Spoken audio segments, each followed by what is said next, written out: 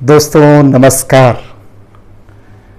आपने कभी ये सोचा है कि हमारे जीवन में इतनी उदासी, इतना बोर्डम, इतना बोझिल बोझिल सा क्यों लगता है?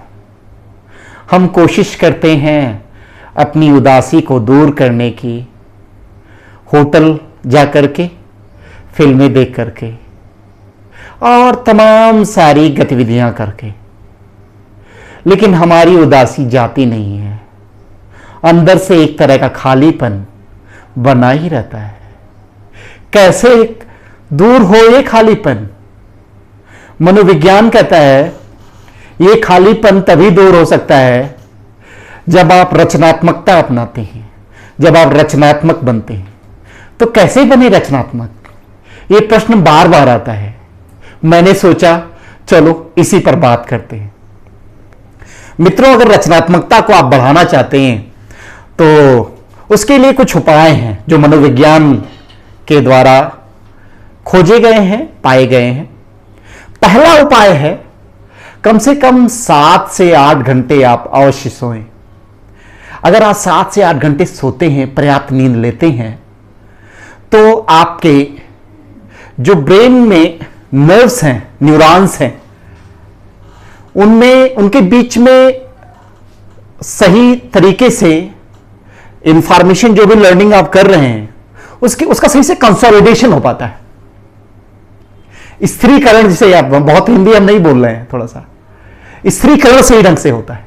और जब स्त्रीकरण सही ढंग से होता है तो जो भी सूचनाएं हैं उन्हीं से एक नई चीज आपको पैदा करनी है, एक नया प्रोडक्ट, एक नया आइडिया बनाना है। तो पहली बात ये हो गई।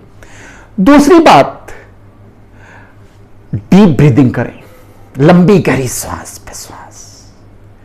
जब आप लंबा गहरा श्वास प्रश्वास लेते हैं और छोड़ते हैं तो हमारे मस्तिष्क को उचित मात्रा में ऑक्सीजन की उपलब्धता बना पाते हैं हम लोग।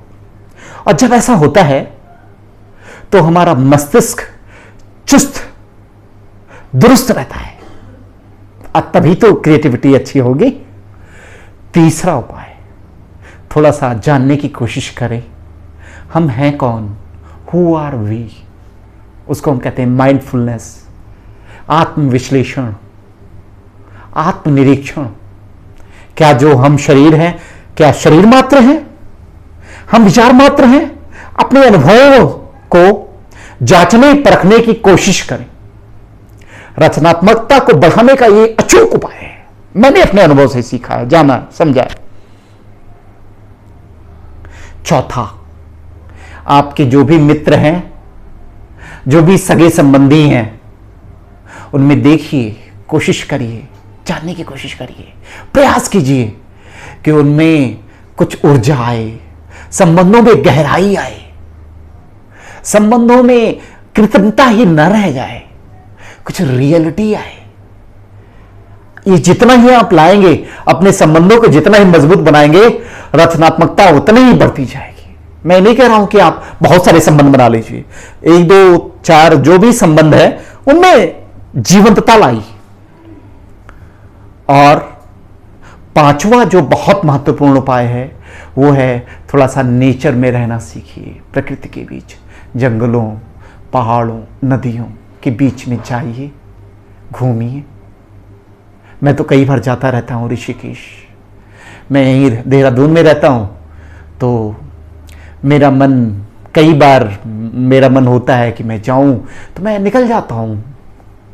कभी ऋषिकेश निकलता हूँ, कभी और आसपास के एरियाज में, जंगलों में, पहाड़ों में घूमने चला जाता हूँ। और मित्रों, एक जो बहुत इंपॉर्टेंट, बहुत महत्वपूर्ण बात है, ये है, हम लोग कई बार अपने जीवन में कुछ नया करने से डरते हैं। ये डर हमें रचनात्मकता से हमेशा रोकता है। इस डर को फेस करने की हिम्मत जुटाइए। अगर इस डर को आप फेस कर ले गए तो पक्का जानिए आपके जीवन में रचनात्मकता के फूल खिलेंगे। क्रिएटिविटी, जैसे गार्डन में तमाम सारे पौधे होते हैं, ऐसे आपके मन में नए नए विचार, नई नई भावनाएं, नई नई चीजें आएंगी। आप कुछ नया कर पाएंगे। अंतिम बात मैं कहना चाहता हूं, लेकिन वो बहुत महत्वपूर्ण बात है। मित्रों, हमारे जीवन में जो गलतियां होती हैं ना, त्रुटियां होती हैं ना, वो हमारी वास्तविक शिक्षक होती हैं, वास्तविक टीचर होती हैं। वो हमें सिखाती हैं। लेकिन हम लोग करते क्या, हम लोग ये गलती करते हैं। गलती ये करते हैं, हम अपनी गलतियों को इग्नोर करते हैं, उनको जानने की, उनको समझने की, उनके बारे में चिंतन मनन करने की कभी कोशिश नहीं करते हैं। जबकि अगर आप अपनी गलतियों को जानने की, समझने की, उनका विश्लेषण करने की कोशिश करें, तो आपको कई बड़े गजब गजब के सूत्र हाथ में लगते हैं अपने लाइफ के बारे में, अपने जीवन के बारे में। ये मैंने देखा है। तो मित्रों, ये कुछ तरीके थे जिनके बारे में हमने चर्चा करी। अगर इनको आप अपनाएंगे तो जीवन रचनात्मकता से भर जाएगा, क्रिएटिविटी से महक उठेगा और आप खुश उठेंगे। Thank you so much.